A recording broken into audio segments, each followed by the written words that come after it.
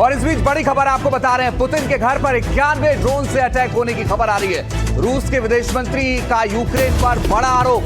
Zelensky ने हमले के आरोप को लेकिन खारिज कर दिया है। आरोप पर जेलेंस्की का बड़ा बयान, शांति वार्ता को नुकसान पहुंचाने की साजिश रची जा रही है। यूक्रेन के राष्ट्रपति व्लादिमीर जेलेंस्की ने रूस की तरफ से किए गए दावे को शांति प्रक्रिया को कमजोर करने की साजिश करार दे दिया है। जेलेंस्की का कहना है कि ये पूरी तरह से मनगढ़ंत कहानी है। जेलेंस्की ने यह भी आरोप लगाया कि मॉस्को ऐसे मनगढ़ंत आरोप इसीलिए लगा रहा है ताकि वो कीव और अन्य सरकारी इमारतों पर अपने नए हमलों को जायज ठहरा सके। तो ये बड़ा आरोप लगा है यूक्रेन पर कि उसने रूस के राष्ट्रपति व्लादिमीर पुतिन के घर पर हमला किया। 91 ड्रोन से अटैक किया गया, जिस पर जेलेंस्की का बयान सामने आया है और उनका ये कहना है कि ये मनगढ़ंत कहानी रूस की तरफ से रची जा रही है शांति वार्ता को प्रभावित करने के लिए। रूस ने दावा कर दिया, आपको बता दें कि उसके राष्ट्रपति के घर पर 91 ड्रोन से हमला किया गया। लेकिन अब जरा पूरी खबर को समझिए कि क्या दावा है और क्या यूक्रेन ने आखिर इसे क्यों नकार दिया है। तो आपको बताएं, आप देखिए कि रूस के राष्ट्रपति पुतिन के घर पर हमला हुआ। रूस के नोवगोरोद इलाके में पुतिन के घर पर 91 ड्रोन से हमले की पुष्टि हुई। रूसी विदेश मंत्री ने यूक्रेन पर लगाया हमले का आरोप। रूस ने इसे यूक्रेन प्रायोजित हमला करार दिया है। रूसी एयर डिफेंस ने सभी ड्रोन को मार गिराया है। रूस ने हमले का बदला लेने की बात कही है। रूसी सेना तय करेगी कि बदला कब और कैसे लेना है। जेलेंस्की ने हमले के आरोप को खारिज कर दिया है। जेलेंस्की ने दावों को मनगढ़ंत और झूठा करार दिया है। शांति वार्ता को पटरी से उतारने की साजिश जेलेंस्की ने करार दिया है। तो जेलेंस्की ये सीधे तौर पर यूक्रेन ये कह रहा है कि ये पूरी तरीके से गलत है और रूस ये गलत आरोप लगा रहा है। लेकिन हमारे सहयोगी आदित्य राजकौल इस पर और ज्यादा जानकारी दे रहे हैं। यूक्रेन ने करीबन 91 ड्रोन जो हैं रूस की तरफ भेजे और मॉस्को में जो राष्ट्रपति का घर है, राष्ट्रपति का पैलेस है पुतिन का, उस पर हमला करने के लिए ये 91 ड्रोन भेजे गए। रशिया के जो एयर डिफेंस मैकेनिज्म है, उन्होंने इन सब ड्रोन्स को पूरी तरीके से खत्म कर दिया, नेस्तनाबूद कर दिया। लेकिन ये एक बहुत बड़ा प्रहार देखा जा रहा है जबकि शांति वार्ता चल रही है। जब जेलेंस्की और ट्रंप की मुलाकात हुई, उससे पहले ट्रंप और पुतिन के बीच में फोन पर बहुत देर तक बातचीत हुई थी और अब जब जेलेंस्की और ट्रंप के बीच में बातचीत जो है खत्म हो गई है फ्लोरिडा अमेरिका में, उसके बाद भी अमेरिका के राष्ट्रपति ट्रंप और रूस के राष्ट्रपति पुतिन के बीच में फोन पे बातचीत हुई है। इस साल 2025 में लगभग दोनों नेताओं के बीच में 10 बार फोन पे बातचीत हुई है, जिसमें करीबन 2 घंटा भी बहुत बार इनकी बातचीत रही। लेकिन क्या शांति वार्ता से शांति अब होगी? लगभग 4 साल हो चुके हैं रशिया और यूक्रेन के बीच में जंग को, और इसमें हजारों लोगों की मौत हुई है, जिसमें आम नागरिक तो हैं ही, लेकिन रूस और यूक्रेन के जो सेना के अधिकारी हैं या जवान हैं, उनकी भी मृत्यु हुई है। और इसमें कई प्रकार के जो हैं वेपन्स हैं, गोला बारूद है और टैंक्स हैं, इनका इस्तेमाल हुआ है।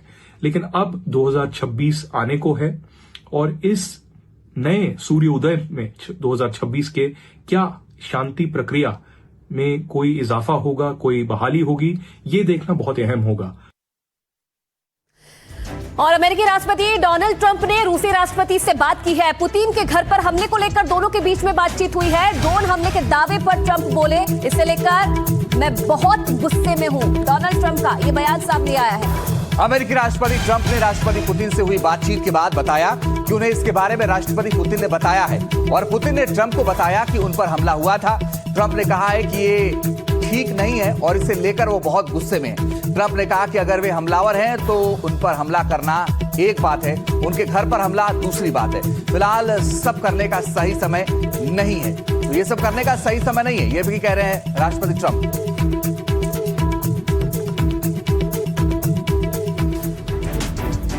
और इस बीच बड़ी खबर आपको बता दें, बांग्लादेश से इस वक्त की बांग्लादेश की पूर्व पीएम खालिदा जिया का निधन हो गया है। खालिदा जिया लंबे वक्त से बीमार थी, कई दिनों से वेंटिलेटर पर थी खालिदा जिया।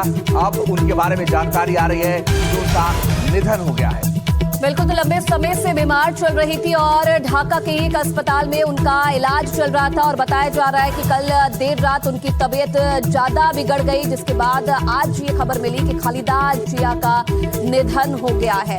तो काफी समय से वेंटिलेटर पर थी खालिदा जिया, बांग्लादेश की पूर्व प्रधानमंत्री, और आज सुबह उनका निधन हो गया है।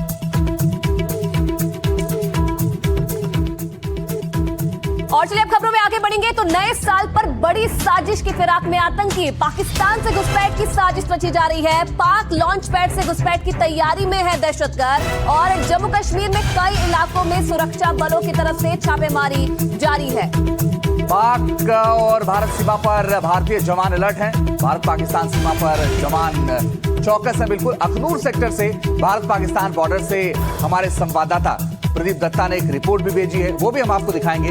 लेकिन उससे पहले आपको बता दें कि जो बॉर्डर वाले इलाके हैं वहां पर हमारे सेना के जवान इस वक्त एकदम मुस्तैद हैं और चूंकि ठंड का वक्त है और ऐसे वक्त में पाकिस्तान घुसपैठ की साजिश रच रहा है, लेकिन उसका जवाब हमारे सेना के जवान दे रहे हैं। 4 अलग अलग तस्वीरें हैं। घाटी में सर्च ऑपरेशन आप देखिए जारी है। घुसपैठ की फिराक में आतंकी हैं जिसे हमारे सेना के जवान नाकाम कर रहे हैं। और साथ ही जो और तस्वीरें हैं, भारत और पाकिस्तान सीमा पर जवान अलर्ट हैं और साथ ही लॉन्च पैड पर 70 से 80 आतंकी की बात कही जा रही है। इस समय मैं अंतर्राष्ट्रीय सीमा पर हूं और इंटेलिजेंस इनपुट्स हैं कि 70 से 80 के करीब जो आतंकवादी हैं जैश ए मोहम्मद लश्कर और हिजबुल मुजाहिदीन के कई लॉन्च पैड्स पर इस समय बैठे हुए हैं और उनकी पूरी कोशिश है घुसपैठ करने की, क्योंकि जैसे जैसे बर्फबारी होती है उसकी वजह से पास जो है बंद हो जाते हैं। तो अक्सर जो आतंकवादियों की कोशिश रहती है अंतर्राष्ट्रीय सीमा से घुसपैठ करने की। और इस समय मैं आपको एनडीटीवी इंडिया की स्क्रीन पर दिखाऊंगा एक पाकिस्तान का ऑब्जर्वेशन पोस्ट। कहने को तो ये ऑब्जर्वेशन पोस्ट है, लेकिन क्योंकि हमने देखा है कि कई ऐसे ऑब्जर्वेशन पोस्ट जो हैं वो आतंकवादी लॉन्च पैड की तरह इस्तेमाल किए जाते हैं और ये ऑब्जर्वेशन पोस्ट है जहां पे आतंकवादी आके रुकते हैं और ये मोमेंट का इंतजार करते हैं कि कब आए। और आप देख सकते हैं कि जो बीएसएफ के जवान हैं वो आग तक भी झपका नहीं सकते, क्योंकि उन्हें मालूम है कि अगर उन्हें आग झपकाई तो उसका मतलब है कि खतरे की घंटी बज सकती है। किसी भी वक्त आतंकवादी यहाँ पे घुसपैठ कर सकते हैं, क्योंकि पूरी कोशिश है पाकिस्तान की कि नए साल पे या नए साल के बाद जो सर्दियों के दिन है यहाँ पे खूनरेजी हो, यहाँ पे हालात खराब हो, यहाँ पे अमन अमान खराब हो, तो उनकी पूरी कोशिश है। लेकिन हमारे बीएसएफ के जवान पूरी तरह से चौकस है। लेकिन इन ऑब्जर्वेशन जैसे जैसे आप देखिए घना कोहरा छा रहा है तो पूरी नजर जो है इन ऑब्जर्वेशन पोस्ट पे रहेगी। ये वो ऑब्जर्वेशन पोस्ट है जिन पे नजर बनाए रखते हैं, क्योंकि अक्सर इन्हीं ऑब्जर्वेशन पोस्ट का इस्तेमाल किया जाता है लॉन्च पैड की तरह पाकिस्तान द्वारा। और इन्हीं ऑब्जर्वेशन पोस्ट में आकर आतंकवादी 3 के ग्रुप में 2 या 3 छुप कर बैठे रहते हैं और इंतजार करते हैं ग्रीन सिग्नल का कि कब उन्हें पाकिस्तान आर्मी या पाकिस्तान के रेंजर से एक ग्रीन सिग्नल मिले और यहाँ पे घुसपैठ करके वो हालात खराब कर सकें। राही कपूर के साथ प्रदीप दत्ता, एनडीटीवी इंडिया। तो आपको बताएं कि सुरक्षा बल लगातार चौकस हैं और अलग अलग तस्वीरें भी आई हैं बॉर्डर इलाके से, जहां ये पता चलता है कि हमारे जो सेना के जवान हैं वो सर्च ऑपरेशन चला रहे हैं। उसके पीछे की वजह यह है कि घुसपैठ की फिराक में हैं आतंकी और आतंकियों की इस साजिश को नाकाम करने के लिए हमारे जवान तैनात हैं। प्रदीप दत्ता की एक रिपोर्ट आई, आपको और दिखाते हैं। नया साल खुशियों के साथ आए, हर्षोल्लास के साथ आए, नई उमंग के साथ आए। इसी वजह से आप देख सकते हैं कि हमारे जो सीमा पर बैठे प्रहरी हैं पूरी तरह से तैयार हैं पाकिस्तान के किसी भी नापाक इरादे का मुंहतोड़ जवाब देने के लिए। इस समय मैं एम्बुश पार्टी के साथ हूं जो इस समय अखनूर सेक्टर में आप देख सकते हैं पूरी तरह से इनकी नजर गड़ी हुई है सरहद के पार, हर चीज पे पूरी तरह से ध्यान दिए हुए हैं। और खासकर वजह इसलिए भी क्योंकि आप देख सकते हैं घना कोहरा छाया हुआ है, कुछ ही दूरी पर आपको कुछ भी नहीं दिख रहा, यानी कि कुछ भी नहीं आपको नजर आएगा। और जैसे जैसे अंधेरा बढ़ता जाएगा वैसे वैसे घने कोहरे की चादर पूरी तरह से इस इलाके को लिपेट लेगी और 20 मीटर की दूरी पर भी आप कुछ देख नहीं पाएंगे। लेकिन मैं आपको एनडीटीवी इंडिया के इस स्क्रीन पर आज आपको दिखाना चाहता हूं, कुछ ही मीटर की दूरी पर आपको एक पाकिस्तान की ऑब्जर्वेशन पोस्ट नजर आएगी। ये पाकिस्तान की ऑब्जर्वेशन पोस्ट कहने को तो ऑब्जर्वेशन पोस्ट है, लेकिन ये लॉन्च पैड का काम करती है। अक्सर यहाँ पे जैश और लश्कर के आतंकवादी आकर बैठते हैं और वो इंतजार करते हैं उस मौके का जब वो घुसपैठ कर पाए। यही एक वजह है कि हमारे यहाँ पे जवान पूरी तरह से मुस्तैदी के साथ तैयार हैं, इनसे बातचीत करते हैं। ये अक्सर जो है पाकिस्तान घुसपैठ करने की कोशिश करता है, तो उसको विफल करने के लिए अब पूरी कैसे तैयार है? बिल्कुल हमारे जो फॉरवर्ड ड्यूटी पॉइंट है वहाँ पे 24/7 जवान तैनात रहते हैं। इसके अलावा जो हमारी पेट्रोलिंग पार्टी है वो डे और नाइट में वो रेगुलरली पेट्रोलिंग करती रहती है और जो अपने एरिया को डोमिनेट करके रखती है। और इसके अलावा कैमराज हो गए और बाकी जो सर्विलेंस सिस्टम हमारा वो भी हमारा लगा हुआ है, उसकी मदद से भी हम पूरी तरीके से एरिया को डोमिनेट करके रखते हैं ताकि किसी भी तरीके की ऐसी कोई गतिविधि काउंटर पार्ट ना कर सके, और करे तो हम उसको तुरंत उसको न्यूट्रलाइज। फॉग की वजह से कितनी मुश्किल है, कितनी बड़ी चुनौती है? बिल्कुल फॉग के टाइम पे थोड़ी चुनौती तो रहती है, क्योंकि ख़ासतौर से नाइट में जैसे कि आप अभी देख भी रहे हैं विजिबिलिटी पुअर रहती है, तो उसकी वजह से इतना दूर तक हम नहीं देख पाते हैं। तो लेकिन जो हमारे कैमराज है और सर्विलेंस सिस्टम है उसकी मदद से और बाकी पेट्रोलिंग जो पार्टी हमारी उसकी फ्रिक्वेंसी बढ़ा के और बहुत सारी जो ड्यूटीज़ हैं उनको हम इंक्रीज करके पूरे एरिया को डोमिनेट करके रखते हैं, और धुंध को में किसी भी तरीके की कोई गतिविधि करता है तो हम उसको तुरंत उसका जवाब देते हैं। वही सीमा पर हमारी महिला जवान भी आतंकियों के खात्मे के लिए पूरी तरह से मुस्तैद है ताकि हम नए साल का जश्न पूरी धूमधाम के साथ मना सके। हमारे सहयोगी प्रदीप दत्ता की एक रिपोर्ट इसी पर आपको दिखाते हैं। मैं इस समय अखनूर सेक्टर में हूं और बीएसएफ की उन महिला प्रहरियों के साथ हूं जिन्होंने ऑपरेशन सिंदूर के दौरान पाकिस्तान की फौज और पाकिस्तानी रेंजर्स को छट्टी का दूध याद करा दिया था। इस समय सर्दियों का मौसम और आप देख सकते हैं कैसे घने कोहरे की चादर ने पूरे इंटरनेशनल बॉर्डर को लपेट के रखा हुआ है, जिसकी वजह से यहाँ पे विजिबिलिटी कम है, लेकिन इनके जज्बा जुनून में कोई आपको कमी देखने को नहीं मिलेगी, क्योंकि ये पूरी तरह से तैयार है दुश्मन के साथ निपटने के लिए और उनके किसी भी इरादे को पस्त करने के लिए। और यहाँ आप देख सकते हैं किस तरीके से मुस्तैद ये यहाँ पे पेट्रोलिंग कर रहे हैं, क्योंकि जब भी कभी घना कोहरा होता है तो सबसे ज्यादा इंपॉर्टेंट होता है एक तो फॉग लाइट्स होती है और दूसरा उससे ज्यादा इंपॉर्टेंट होता है कि आप कितने चौकस हैं, क्योंकि पहले भी हमने देखा है कि इस पोर विजिबिलिटी का सहारा लेकर उन्होंने आतंकवादियों को यहां घुसपैठ कराने की कोशिश की है। लेकिन नया साल है, नए साल पे पूरी कोशिश रहेगी उनकी कि यहां पे हालात खराब किए जाएं। और आप देख सकते हैं कि किस तरीके से ये यहां पे इस समय पेट्रोलिंग जारी है और यहां पे पेट्रोलिंग करते हुए आपको ये बीएसएफ की महिला प्रहरियां नजर आ रही हैं और ये पूरी तरह से तैयार है, पूरी तरह से चौकस है, क्योंकि इन्होंने ऑपरेशन सिंदूर के दौरान पूरी तरह से पाकिस्तान को एक करारा जवाब दिया था, एक करारा धचका दिया था, क्योंकि जितने भी लॉन्च पैड से पूरी तरह से उन्होंने ध्वस्त कर दिए थे। मैं इस समय इनके साथ बातचीत करने की कोशिश करूंगा, जानना चाहूंगा कि किस तरीके से तैयार हैं आप, कितने जोश के साथ यहाँ पे तैयार हैं सरहद पर? हम पूरे जोश के साथ यहाँ पर तैयार हैं। बीएसएफ पूरे जोश के साथ हर चुनौती का सामना करने के लिए तैयार है। और नया साल है तो नए साल पे क्या पैगाम देना चाहेंगे देशवासियों को? नए साल पे देशवासियों को मैं यही पैगाम देना चाहूंगी, आप आराम से अपना निश्चिंत होकर अपना नया साल को एंजॉय कीजिए, नया साल को मनाइए। बीएसएफ यहाँ पर the first line of defence, BSF यहाँ पर बिल्कुल हर चुनौती का सामना करने के लिए, चाहे वो मौसम हो या कुछ भी हो, हम यहाँ पे हर तरीके से तैयार हैं। और बड़ी खबर इस बीच आपको बताते हैं महाराष्ट्र के भांडुप में दर्दनाक हादसा हो गया है। यहां रेलवे स्टेशन के पास वेस्ट की तेज रफ्तार में काबू बस भीड़ में घुस गई। हादसे में 4 लोगों की जान चली गई है और 9 लोग घायल हुए हैं।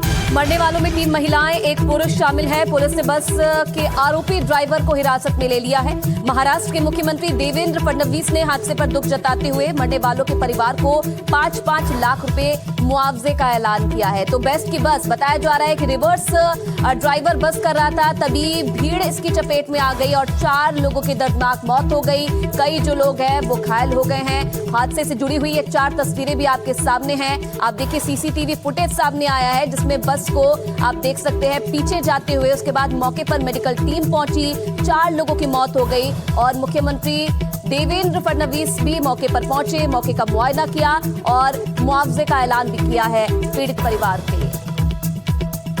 और मौके से देखिए हमारे संवाददाता की ये रिपोर्ट। इसी भांडुप रेलवे स्टेशन के वेस्ट परिसर में जो है शाम के वक्त बड़े पैमाने पर लोग जो अपने काम से घर की तरफ रवाना होते और इसी दौरान जो है तकरीबन 9:30 से 10 बजे करीब जो है बस जो है यहाँ से रवाना हो रही थी। इसी दौरान जो है बस का बैलेंस कहीं ना कहीं खोने की वजह से इस बस ने जो है तकरीबन 14 से 15 लोगों को जो है इसमें अपने चपेट में लिया है और 4 से 5 लोगों की इसमें मृत्यु हो चुकी। तो 7 से 8 ऐसे लोग हैं जो गंभीर स्वरूप से जो जख्मी है, जिनका इलाज जो है नजदीकी अस्पताल में चले। लेकिन सवाल उपस्थित हो रहे कि इस तरीके से स्टेशन के नजदीक जो रहने वाली जो जगह है वहां पे बड़े पैमाने पर लोग जो है वो इसका इस्तेमाल करते हैं फुटपाथ के लिए, और इस तरीके से घटना घटना ये कहीं ना कहीं दर्शाता है कि सुरक्षा को लेकर मुंबई में जो कड़े इंतजाम जो किए जाते हैं, कहीं ना कहीं उसमें फिर अब जो है प्रश्न चिन्ह निर्माण हो रहा है कि क्या मुंबई कर अपनी जान हथेली में रखकर रोजाना जो है यहाँ से सफर कर रहे हैं। भांडुप रेलवे स्टेशन के प्लेटफॉर्म क्रमांक 1 को लखीर स्टेशन है, और यहीं से जो है बस जब रवाना हो रही थी, इस दौरान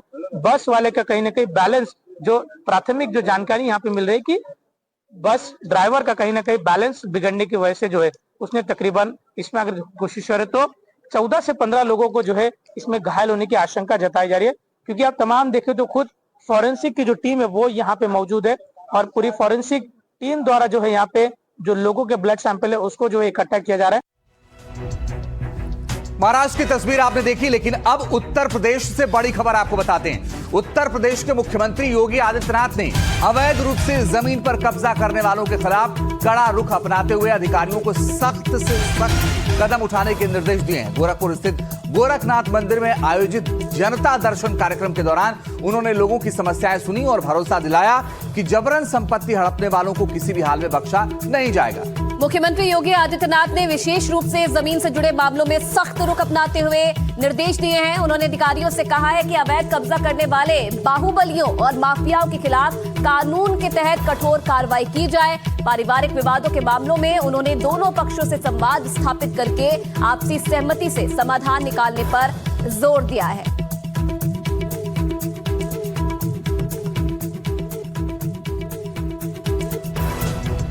तो अवैध कब्जे पर सीएम योगी आदित्यनाथ सख्त हैं। सीएम योगी ने अपने अधिकारी को क्या क्या निर्देश दिए हैं और कैसे कार्रवाई करने के लिए कहा गया है सीएम योगी आदित्यनाथ की तरफ से, विस्तार से आपको समझा देते हैं। अवैध कब्जे पर सख्त हुए हैं सीएम योगी। जमीन कब्जा करने वालों के खिलाफ कठोर कार्रवाई के निर्देश सीएम योगी आदित्यनाथ ने दिए हैं। आपको बता दें कि गोरखनाथ मंदिर में जनता दर्शन कार्यक्रम में निर्देश उन्होंने दिए हैं। जबरन संपत्ति हड़पने वालों को किसी भी हाल में बख्शा नहीं जाएगा, ये भी साफ कह दिया है। बाहुबली और माफियाओं के खिलाफ कानून के तहत सख्त कार्रवाई की जाएगी।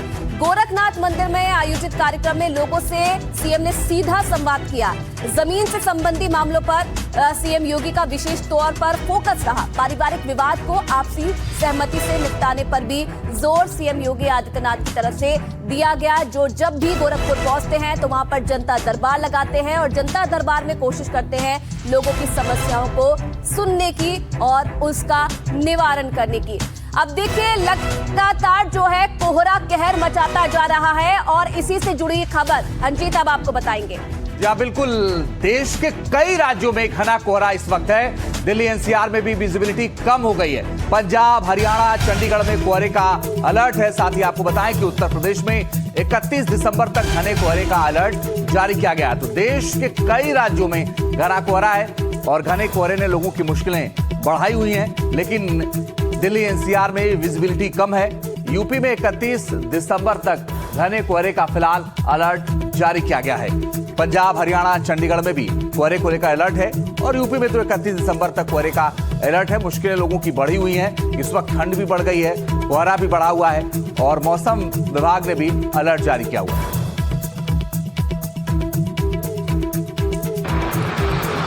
कोहरे ने कैसे कहर बरपा रखा है और तस्वीरें अब आपको अलग अलग जगह की दिखाते हैं। सफदरजंग फ्लाईओवर की तस्वीर आप देखिए, सुबह की तस्वीर है और कैसे इस फ्लाईओवर पर इस वक्त आपको सिर्फ कोहरे का कब्जा दिखाई देगा। हालांकि आने वाले समय में नए साल में भी जो कोहरा है वो लोगों की मुश्किलें बढ़ा सकता है। मौसम विभाग की तरफ से यह अनुमान जताया गया है। और आइए वो यूपी के आगरा की तस्वीर आप देखिए। उत्तर प्रदेश के आगरा में भी कमोबेश ऐसे ही हालात हैं कि वहां भी ताजमहल बिल्कुल दिख नहीं रहा है, कोहरे से ढका हुआ नजर आ रहा है। हालांकि बहुत हल्का आपको नजर आएगा, लेकिन ये देखिए दूसरी तस्वीर उसकी जो है आगरा की, उसमें आपको ताजमहल नहीं दिखेगा, ना के बराबर दिखेगा। एहसास तो होगा ताजमहल है मगर दिखेगा नहीं। बिल्कुल, अब आगरा के बाद अब आपको तस्वीर दिखाते हैं करनाल की। यहाँ पर भी जो कोहरे का कहर है वो देखने को मिल रहा है। आप देखिए, कोहरा है और सड़कें जो हैं यहाँ पर आपको बिल्कुल कम गाड़ियां नजर आएंगी क्योंकि लोग भी सावधानी बरत रहे हैं। प्रशासन भी लोगों से यही अपील कर रहा है कि इस घने कोहरे में जितना कम हो आप उतना कम घरों से अपने बाहर निकले। और आइए अब आपको द्वारका एक्सप्रेसवे की तस्वीर भी दिखाते हैं। द्वारका एक्सप्रेसवे की तस्वीर भी आप देखिए, यहां भी कोहरा आपको नजर आएगा। खास तौर पर और ये जो तस्वीर आप देख रहे हैं ये आईजीआई एयरपोर्ट की तस्वीर है और आईजीआई एयरपोर्ट पर आपको फ्लाइट्स बस एहसास होगा कि फ्लाइट्स वहां पर खड़ी हैं लेकिन नजर नहीं आएगा और तमाम जो फ्लाइट्स हैं वो डिले हैं।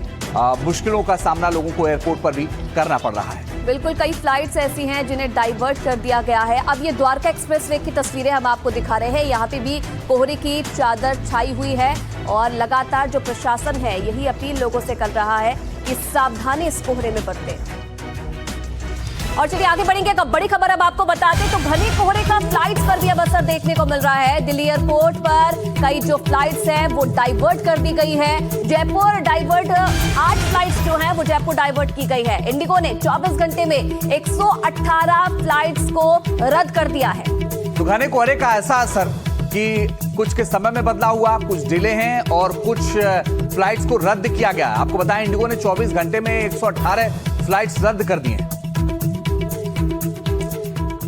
अब देखिए घना कोहरा है और इस बीच कैसे सावधानी बरतनी है, कैसे आपको अपना ख्याल रखना है। लगातार प्रशासन भी यही अपील कर रहा है और कैसे जो है आगे कोहरा आपकी परेशानी बढ़ा सकता है ये भी हम आपको बताएंगे। लेकिन इस वक्त हालात कैसे बने हुए हैं दिल्ली में कोहरे की वजह से वो आपको बता दें। सबसे पहले बात करेंगे सफदरजंग दिल्ली के। यहाँ पर 150 मीटर जो कोहरा है वो देखने को मिल रहा है, यानी कि विजिबिलिटी बेहद कम हो गई है। घने कोहरे का असर देखने को मिल रहा है। पालम की अगर बात की जाए तो 350 मीटर यानी कि सामान्य यहाँ पर कोहरा देखने को मिला है। अमृतसर की बात की जाए तो 50 मीटर बेहद घना कोहरा यहाँ पर देखने को मिला है। बठिंडा में 0 यानी कि बेहद घना कोहरा यहाँ पर भी है। आगरा की बात की जाए, तस्वीरें भी हमने आपको दिखाई, आगरा से ताजमहल नहीं दिख रहा था, यानी कि 0 यहाँ पर कोहरे की स्थिति आप देखिए, बेहद घना कोहरा यहाँ पर है। प्रयागराज में भी 0 मीटर यानी कि बेहद घना कोहरा। ग्वालियर की बात की जाए तो यहाँ पर भी 0 मीटर बना हुआ है, यानी कि यहाँ पर भी बेहद घना कोहरा जो है वो देखने को मिल रहा है। आदमपुर की बात की जाए तो यहाँ पर भी बेहद घना कोहरे का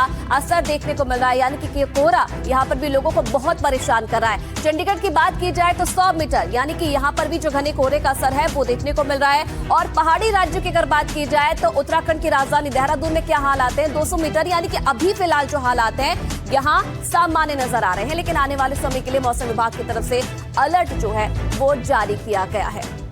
और ग्राउंड पर स्थिति क्या बनी हुई है और क्या हालात बने हुए हैं इस वक्त दिल्ली में, क्योंकि लगातार कोहरा जो है बढ़ता जा रहा है, परेशानी बढ़ा रहा है। दूसरी तरफ प्रदूषण भी अंजीत जो है देखने को मिल रहा है, वो भी लोगों की परेशानी बढ़ा रहा है। बिल्कुल, हमारे दो सहयोगी जुड़ गए दिल्ली से, अनुष्का, और साथ ही चंडीगढ़ से हमारे साथ मोहम्मद गजाली जुड़ गए हैं। लेकिन सबसे पहले अनुष्का ये बताइए कि दिल्ली में इस वक्त क्या हालात हैं कोहरे को लेकर। बिल्कुल अंजीत, जिस तरीके से देखा जा रहा है मौसम विभाग की तरफ से बताया गया है कि दिल्ली में जो विजिबिलिटी है वो 350 मीटर के आसपास दर्ज की गई है। पालम एयरपोर्ट की बात हम कर रहे हैं, जहां में पिछले दिन देखा था कि जो विजिबिलिटी है वो सिर्फ 100 मीटर और 50 मीटर के आसपास बरकरार थी। तो वहीं लोगों के लिए आज थोड़ी राहत ये है कि बाकी दिनों के मुकाबले आज दिल्ली में जो कोहरा है वो थोड़ा बेरेबल कहीं ना कहीं देखने को मिला है। AQI की भी अगर हम बात करते हैं तो जहां बीते दिन AQI गंभीर श्रेणी में था, वहीं आज बेहद खराब श्रेणी में पहुंच गया है। मौसम विभाग का कहना है कि जिस हिसाब से हवा की गति तेज हुई है उसकी वजह से ये बदलाव जो है देखने को मिल रहा है। हालात अभी भी बहुत अच्छे नहीं हैं, लेकिन अगर हम बीते दिनों की मुकाबले बात करते हैं तो दिल्ली में जो हालात है उसमें थोड़ी बहुत सुधार जो है वो देखने को मिली है। एक्सपर्ट्स का यही कहना है कि घर में बच्चे और बुजुर्ग हैं तो उनका खास तौर पर ध्यान रखा जाए। विजिबिलिटी इस तरीके की है कि इसका इम्पैक्ट जो है वो फ्लाइट्स के ऊपर और ट्रेन के ऊपर अभी भी देखने को मिल रहा है। 100 से ज्यादा ट्रेनें लेट चल रही हैं और उसके साथ ही साथ 118 फ्लाइट जो है वो डिलेड हुई हैं और साथ ही साथ कुछ फ्लाइट्स को कैंसिल भी करना पड़ा है, क्योंकि जिस हिसाब से कोहरा देखने को मिल रहा है अलग अलग जगहों पर इसका प्रभाव जो है वो देखने को मिला है। बीते दिन दिल्ली में कोहरे को लेकर के ऑरेंज अलर्ट जारी किया गया था। आज की भी अगर हम बात करते हैं तो दिल्ली के जो लोग हैं वो कहीं ना कहीं ट्रिपल अटैक का सामना कर रहे हैं। ठंड में जो मौसम है ठंड का, उसके अलावा साथ ही साथ अगर हम प्रदूषण की बात करते हैं और विजिबिलिटी की बात करते हैं तो तीनों ही तरीके से लोगों को परेशानी का सामना करना पड़ रहा है। न्यू ईयर जल्द ही आने वाला है, वीकेंड्स को लेकर के भी कहीं ना कहीं मौसम विभाग की तरफ से बताया गया है कि अटैक जो है दिल्ली में इस वक्त देखने को मिल रहा है। दिल्ली प्रदूषण का भी, कोहरे का भी। आप बने रहिएगा हमारे साथ। गजाली भी हमारे साथ जुड़ गए हैं। गजाली, दिल्ली में तो प्रशासन ने अलर्ट रहने को कहा है लोगों को, लेकिन चंडीगढ़ में इस वक्त क्या हालात बने हुए हैं?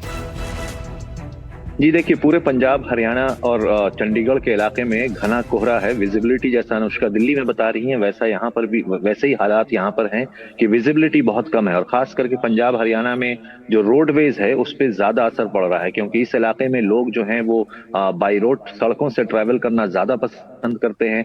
न्यू ईयर का भी मौसम, न्यू ईयर भी मतलब नया साल मनाने के लिए लोग पहाड़ों की तरफ भी जा रहे हैं। और ऐसे में पंजाब हरियाणा के हाईवेज पे दुर्घटनाओं की जो सड़क दुर्घटना है वो बढ़ गई है।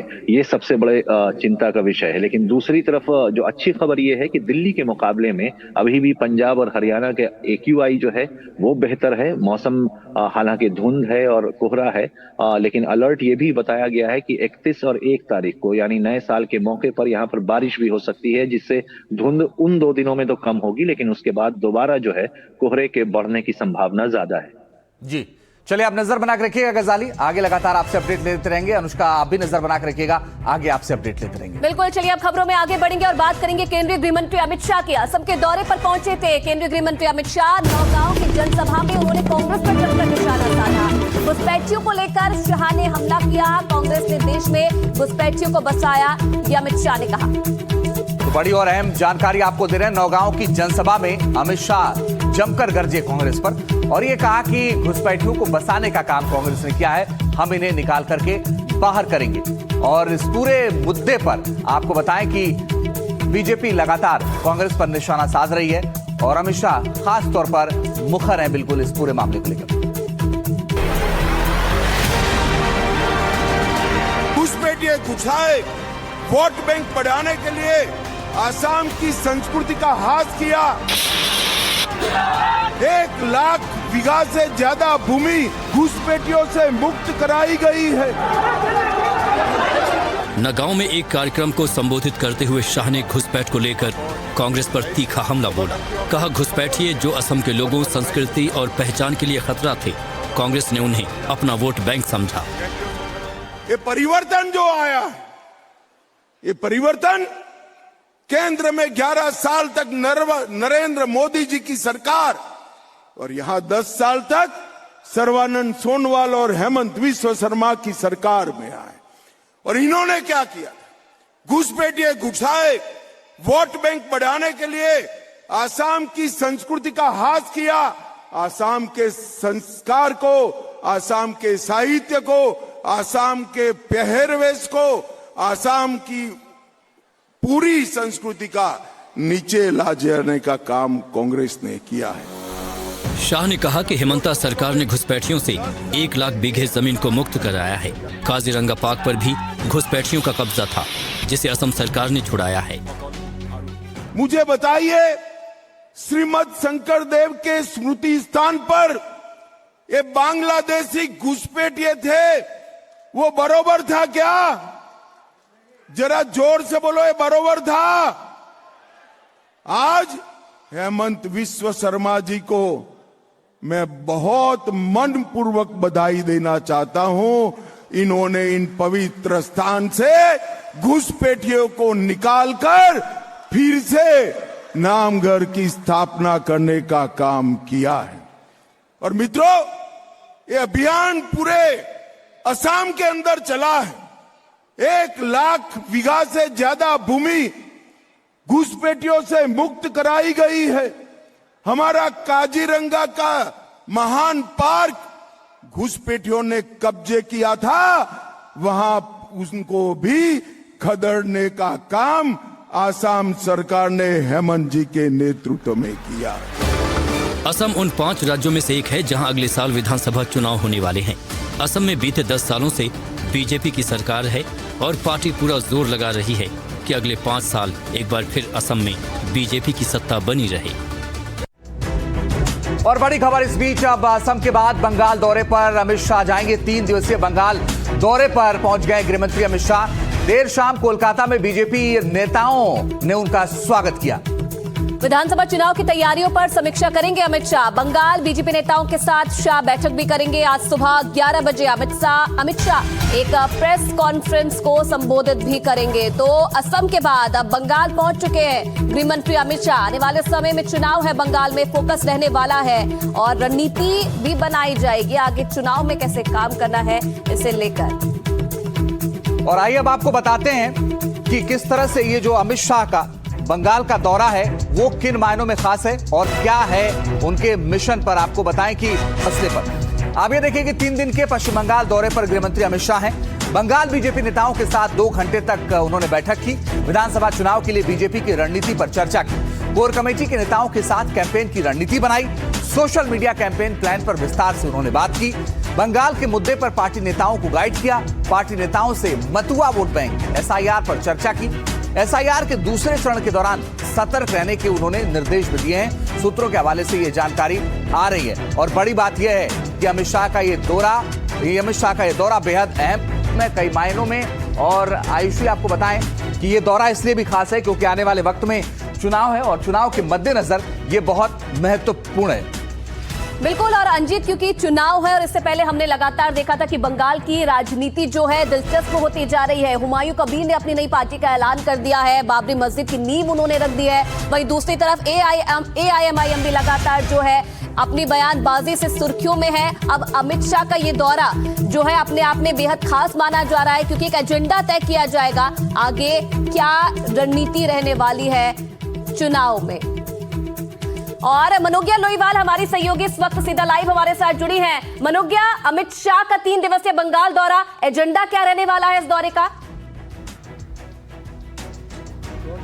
देखिए, बहुत महत्वपूर्ण है ये क्योंकि आज गृह मंत्री अमित शाह लगातार बैठकों के दौर में रहेंगे। प्रेस कॉन्फ्रेंस करेंगे 11 से 12 के बीच में और उसके बाद शाम को केशव भवन जाने की बात थी। लेकिन आज संघ के जितने भी यहाँ पर स्वयं सेवक हैं, अलग अलग पदाधिकारी हैं, उनसे मुलाकात करेंगे। तो संघ और संगठन का सामंजस्य बैठाने की तैयारी होगी। तो वहीं दूसरी ओर कोर कमेटी की बैठक कल रात को हुई थी जिसमें साफ जीतने का मंत्र दे दिया गया है। ये कहा गया है कि आने वाले दिनों में क्या क्या राजनीति और रणनीति होगी भारतीय जनता पार्टी की पश्चिम बंगाल में अपनी पैठ बनाने की और जीत हासिल करने की। जब 2021 के चुनाव की बात करते हैं तो उसके बाद से अभी 2026 में 5 वर्षों में क्या क्या परिवर्तन आए हैं। 2024 के बीच में चुनाव आए थे जिसमें भारतीय जनता पार्टी का जो प्रदर्शन था 2019 के मुकाबले अच्छा नहीं था।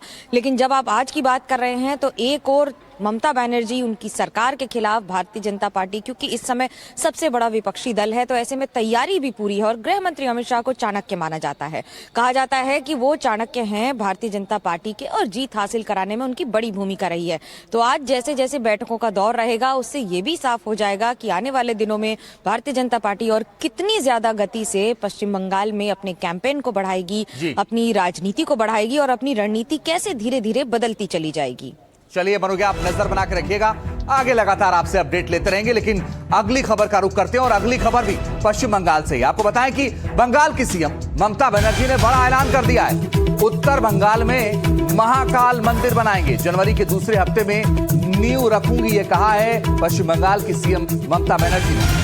मैंने बंगाल में जगन्नाथ मंदिर भी बनवाया, मैं तुष्टीकरण की राजनीति नहीं करती हूं, मैं तुष्टीकरण नहीं करती हूं, ये कहना है सीएम ममता बनर्जी का, जिन्होंने ये ऐलान कर दिया है कि उत्तर बंगाल में वो महाकाल मंदिर बनाएंगी और जनवरी के दूसरे हफ्ते में इसकी नींव रखूंगी, ये खुद उन्होंने बताया है।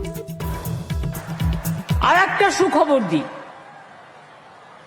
জানুয়ারি মাসের সেকেন্ড উইক নর্থ বেঙ্গল থেকে আমি দেখতে পাচ্ছি সঞ্জয় টিবরেওয়াল এবং দুগারের সহ অনেকে এসছেন। মহাকাল মন্দিরের শিলান্যাস হবে, জমি কিন্তু আমি দেখে নিয়েছি, রেডি করে দিয়েছি, পুজোর দিনও আমি মনে মনে ঠিক করে নিয়েছি। ট্রাস্টের একটা মিটিং করে বাদ বাকিটা আপনাদের কাজটা করতে হবে, যেটা হচ্ছে আর্কিটেকচারটা। টাকাও জোগাড় হয়ে গেছে, আমি বাজে কথা কম বলি।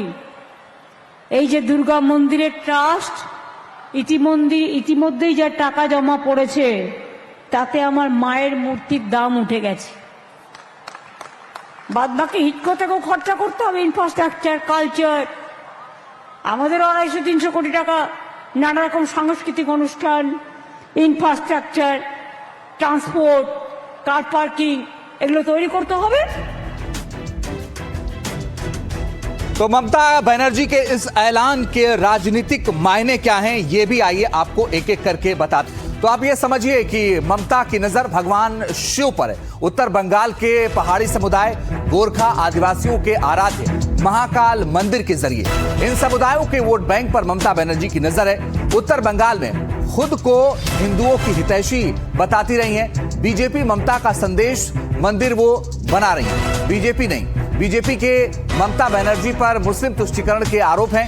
नैरेटिव को तोड़ने के लिए भी ये काम किया जा रहा है। आक्रामक सॉफ्ट हिंदुत्व की राह पर ममता बनर्जी नजर आ रही हैं। तो ये फिलहाल आपको बताएं कि ममता बनर्जी वोट बैंक को लेकर के भी वो निशाना साध रही हैं। लेकिन बड़ी बात यह है कि अब आप ये देखिए तो हम देश की और बड़ी खबरें बताएंगे। अब जरा विदेश से आई ये खबर भी देखिए। बिल्कुल, तो विदेश से जुड़ी ये बड़ी खबर आपको बताएं। तमाम प्रतिबंधों से बेफिक्र नॉर्थ कोरिया से जुड़ी एक खबर है, जहां का तानाशाह अपने काम में जुटा है। अमेरिका की धमकियों की तानाशाह किम जोंग धुएं में उड़ाता चला जा रहा है और एक के बाद एक मिसाइल की ताबड़तोड़ टेस्टिंग कर रहा है। नॉर्थ कोरिया के तानाशाह ने अपनी ताकत दिखाई तो पूरे यूरोप और अमेरिका में खलबली मच गई। तानाशाह किम जोंग ने अपनी नई मिसाइल की टेस्टिंग की तो चारों दिशाओं में हड़कंप मच गया। अमेरिका की तमाम धमकियों के बावजूद तानाशाह किम जोंग उन अपने काम पर लगे हैं। किम जोंग उन की सेना ने एक बार फिर क्रूज मिसाइलों का ताबड़तोड़ परीक्षण किया और दुनिया के सामने अपनी ताकत का प्रदर्शन किया। किम जोंग उन की सेना ने परमाणु निरोधक क्षमता का परीक्षण करने के लिए लंबी दूरी रणनीतिक क्रूज मिसाइलों को समंदर में दागा। इस बार तानाशाह ने अपना ये परीक्षण पहले परमाणु ऊर्जा से संचालित पनडुब्बी के निर्माण में अपने काम की तेजी को दिखाने के लिए किया।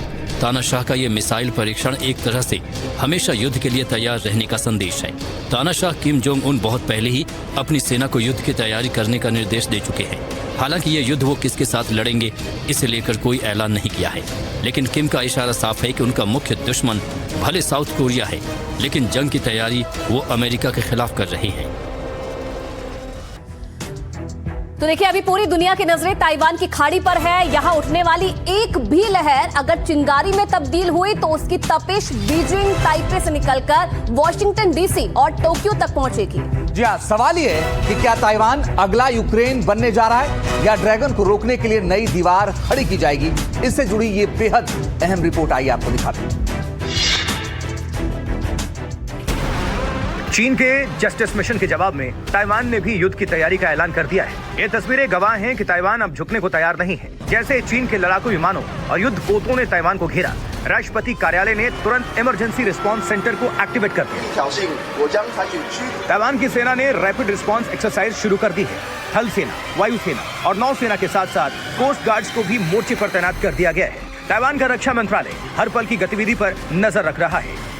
ताइपे ने बीजिंग से इस उकसावे वाली ड्रिल को तुरंत रोकने की मांग की है। ताइवान के रक्षा मंत्रालय ने कड़े शब्दों में कहा है कि हम चीन की इस तर्कहीन और क्षेत्रीय शांति को भंग करने वाली कार्रवाई की कड़ी निंदा करते हैं। ताइवान की मिसाइल्स अब चीन के हर मूवमेंट को ट्रैक कर रही हैं और अपनी सुरक्षा के लिए हम किसी भी हद तक जाने को तैयार हैं। ताइवान के कोस्ट गार्ड्स ने समंदर में अपनी मौजूदगी बढ़ाकर ड्रैगन को ये बता दिया है कि ताइवान की सीमाओं में दाखिल होना इतना आसान नहीं होगा। ये सिर्फ अभ्यास नहीं बल्कि दोनों देशों के बीच आर पार की जंग की आहट है।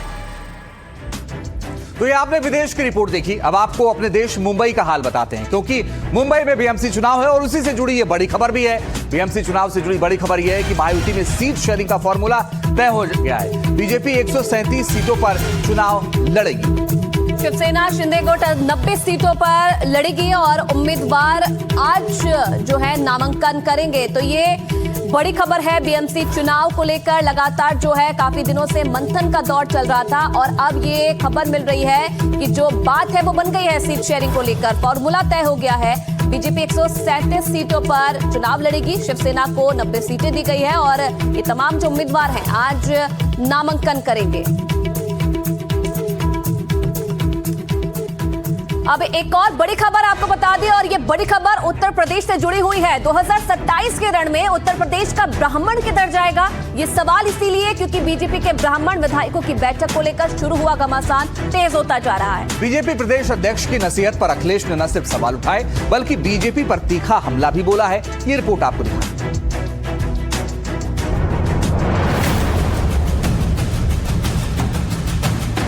उत्तर प्रदेश में ब्राह्मणों को लेकर सियासत तेज है। 23 दिसंबर को लखनऊ में बीजेपी के ब्राह्मण विधायकों की बैठक होती है। 48 घंटे के अंदर बीजेपी प्रदेश अध्यक्ष पंकज चौधरी बैठक को लेकर नसीहत देते हैं और फिर यहां से सियासत एक नई मोड़ लेती है। विपक्ष को एक बड़ा मौका मिल जाता है। ब्राह्मणों को लेकर विपक्ष की तरफ से जारी बयानबाजी के बीच समाजवादी पार्टी के अध्यक्ष अखिलेश यादव ने एक ट्वीट किया और योगी सरकार पर तीखा हमला बोला। अपने ट्वीट में अखिलेश ने योगी सरकार पर ब्राह्मणों के अपमान का आरोप लगाया। अखिलेश ने लिखा, जिन्हें अनुशासनहीन कहकर अपमानित की जाने वाली लिखित मौखिक चेतावनी सरेआम दोहराई जा रही है, वही इन धमकी वाले दंभी सत्ताधारियों को शासनहीन कर देंगे। लगता है अहंकारी सत्ता सरयू के पावन जल में खड़े होकर ली गई शपथ का परिणाम भूल गई है। सत्ताधारी किसी का सम्मान नहीं कर सकते तो अपमान भी न करें। बीजेपी के ब्राह्मण विधायकों की बैठक पर जारी सियासी रण के बीच कांग्रेस नेता अखिलेश सिंह ने आरोप लगाया है कि बीजेपी को ब्राह्मणों का वोट चाहिए, लेकिन ब्राह्मण नेतृत्व नहीं चाहिए। बीजेपी ने बड़ी बड़ी जातियों का सम्मेलन किया, लेकिन ब्राह्मण साथ बैठ जाए तो विरोध करने लगे। तो वहीं बीजेपी ने आरोप लगाया कि समाजवादी पार्टी की मानसिकता ब्राह्मण विरोधी है। देखिए, बीजेपी को ब्राह्मण वोट तो चाहिए, लेकिन ब्राह्मण नहीं चाहिए।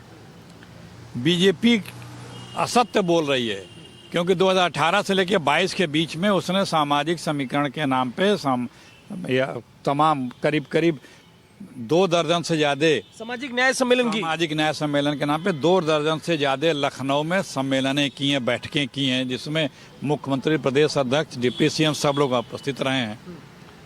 और अगर ब्राह्मण सम्मेलन करने पे हम बात कर रहे हैं तो उनके खिलाफ अलग नियमावली बताई जा रही है।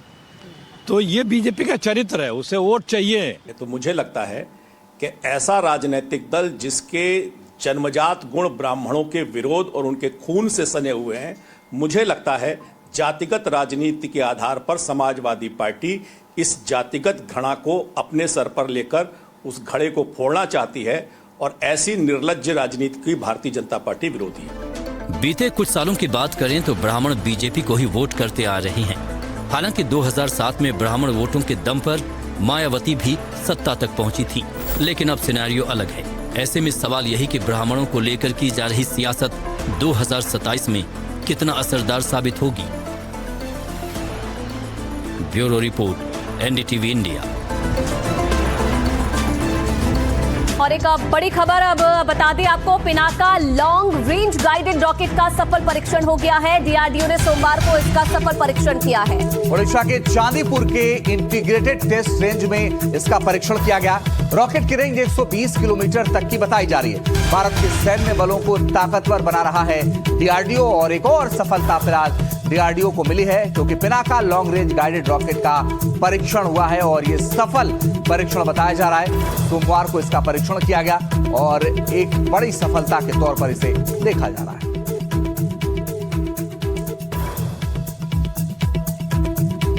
और बड़ी खबर आपको बता दें, अपने बयान पर गिरे मौलाना रजवी, नए साल पर शहाबुद्दीन रजवी ने दिया है बयान, और उस बयान के बाद से वो गिर गए हैं। नए साल का जश्न नाजायज है, ये कहा शहाबुद्दीन रजवी।